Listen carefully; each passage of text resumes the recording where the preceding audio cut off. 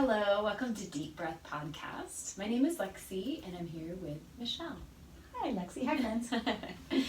We really like to start our podcast with a deep inhale. It grounds us, it brings us here, and we like to offer a space for you to feel tethered. So we find breathing and taking deep breaths one of the ways to do that. So together, let's take a deep inhale to the count of 3.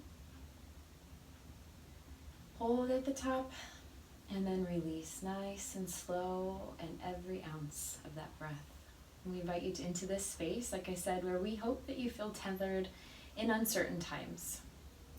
And those times are again a-changing. Again, we've had so many changes over year now. And in some ways it's very exciting to see our world open back up, seeing things change, getting to move outside of our 4 walls a little bit more. Yeah. Right? But what I wondered was, how much do we want to change? Mm-hmm. Right? What if we talked about the semblance of control that we have about our life, that we notice where in pandemic we lost a lot of things and there's grief and sadness, but maybe there's things that we gained and learned that we want to bring with us into the new normal. I know we probably don't really want to call it that, but what if we just noticed and named and then maybe made some commitments to them? Yeah, what intentionally do we want to add back in? Mm-hmm. What do we want to leave out? It's again on the subject of discernment, perhaps, that we talked about in the last couple of episodes. Yeah. Intentionally re-engage was what I was thinking about. I like that phrase, yeah. Mm-hmm. Intentionally re-engage. Yeah. Because I think that for me, I look at my life and there were things that I lost and that were very sad, and I needed to process that, and I think there's things I still do. What a very strange and other year we've just had. Yeah. And it's not over yet, really, but I've just noticed that I'm not also really ready to just jump back into how things were pre-COVID. Yeah, to jump back into the frenzy or not. Yeah. I'm surprised at some of the things that were taken away that I haven't missed, that I thought I would. That when it first happened, I was like, no, don't take that. And now I'm like, I didn't even give it another thought. Yep. It's very interesting. Yeah. Sometimes things have to be stripped before we realize we didn't need them, or they were actually in the way of something better. Yeah, exactly. Yeah, so I was wondering if we could ask ourselves the question, what were the beauties and the treasures of this last season? Yeah. And then what were joys? What brought joy in this stripped down time? And can those be continued, replicated, not changed as things change? Yeah. Yeah? There's a lot of change words in there. Oh, yeah. But that's where we're at. That's a lot of change oh words. My gosh, I mean, the pivots have been, it's a bad word. Yeah. I think the beauty was in discovering what I could be like slower and picking up some new things, like walking every day with my daughter. Taking the time to do that and then realizing that's actually time very well spent, and that I want to keep doing that. Yeah. A lot of mine have to do with family. Yeah. We're going to be busy no matter what because we've got 5 children at all different ages and stages. But I might not re-engage or sign them up and do all the things that we were before. And I tried to be mindful of that pre-pandemic. And it will be nice for them to have more autonomy, for them and for me. Yes. But our family time has been really, really precious. And so I want to evaluate what I say yes to and how that will diminish time together. Does that make sense? Like any yeses that mean time apart or the running around to get people places will diminish from together time. And some of that's going to be good and okay. But how much you have a different lens to look at it through now that you didn't have before. Exactly. So that's the beauty. Yeah, It's the beauty. That's a beauty. Yeah. That's a treasure. Yeah. I think also I was used to a very full schedule Mm-hmm. of many things in one day and really literally running from one to the other. But now I know what it feels like not to, and I don't want to go back Agreed. fully to that. Yeah. Pace. Yeah. I have enjoyed the pace.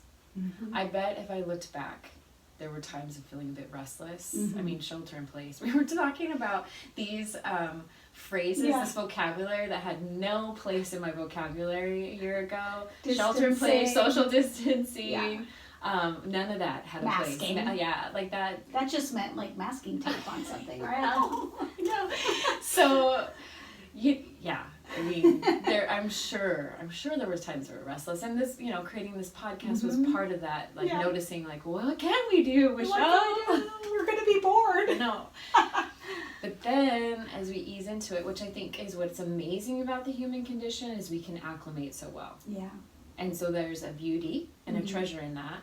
And that's also why I'm bringing up the subject of re-entry, is we could acclimate so fast, we could just follow the stream of the flow as it picks back up and just Mm-hmm. not remember the things we've learned and appreciated and the growth and change. Yeah. So let's notice and be aware before life picks up and we get, carried away.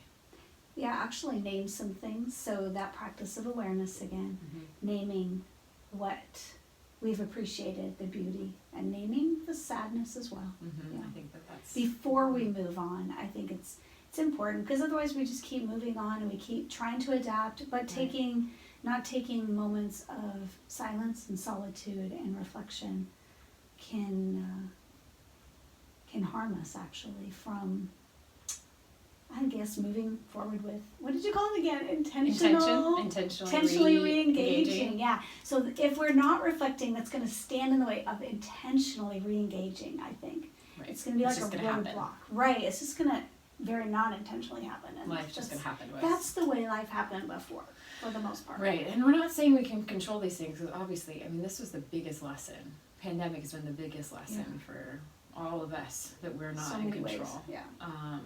But within that, what Mhm. can I manage? Yeah. And one of the things for me, which was, I had a lot of sadness and was hard, and yet in the end is very liberating, is church and community. Mm-hmm. And looking at, for me, where I'm at in my relationship with God and my relationship with others, what do I want a gathering to look like and participate in, and to bring my time and my family, and what do I have to offer the world to? Mm-hmm. So that's been very challenging, and there's been grief. But like I said, in the end, it's been very liberating for me in this pause Mm-hmm. to sit with the Lord and see what's come up for me and my family. Like another reset.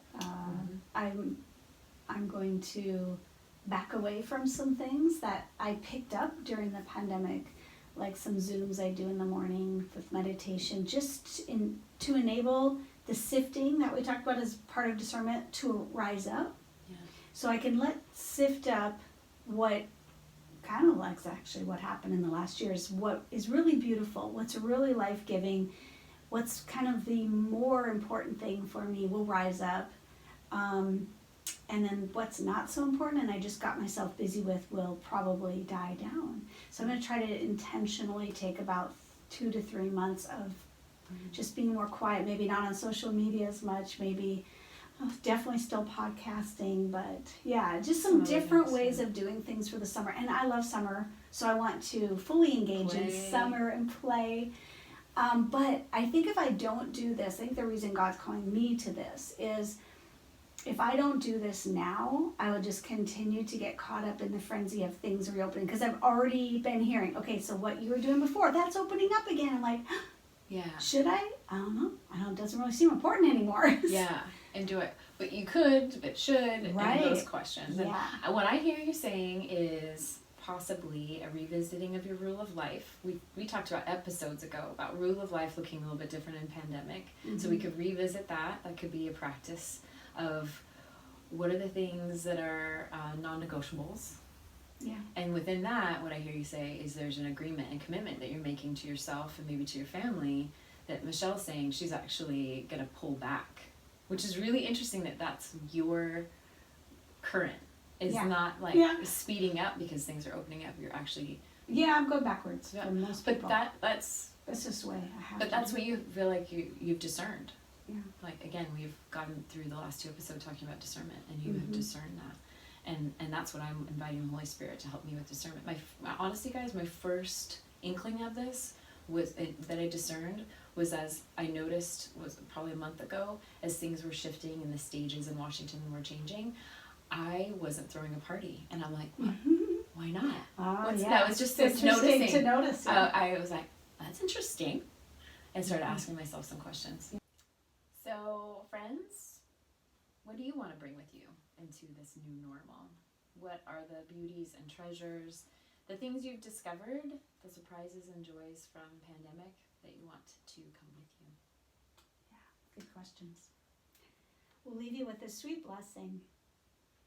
Let it be that you will ever turn yourself Godward in clarity and in confusion, in distress and in delight. May your mind find its home and its rest in the one whose thoughts are ever stayed on you. So we bless you with that, friends. Thanks for joining us today. Thanks, Lexi. Thanks, Michelle. Bye, Bye friends.